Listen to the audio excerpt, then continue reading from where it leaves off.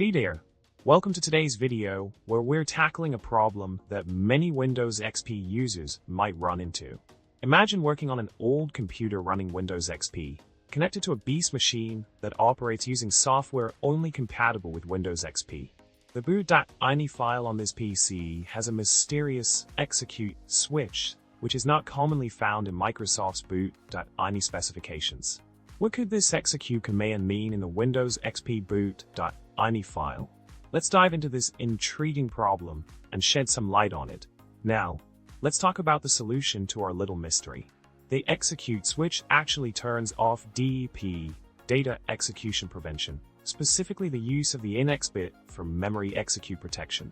On 32-bit Windows XP systems, adding no execute on a P-capable CPU activates support for the index bit, marking memory pages as non-executable at hardware level if they're not supposed to store executable code. Conversely, on 64-bit Windows XP 2003 systems, the DEP feature is baseline in the 64-bit mode, so execute opts out of that protection. It's interesting how this little switch can impact memory execution protection on different systems. In summary, we've uncovered the meaning behind the execute switch in the Windows XP boot.ini file.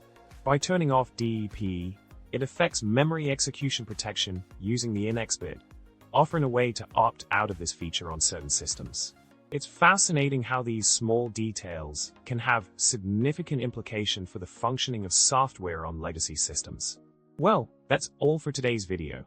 Don't forget to subscribe, like, and leave a comment with your thoughts or any other tech mysteries you'd like us to explore.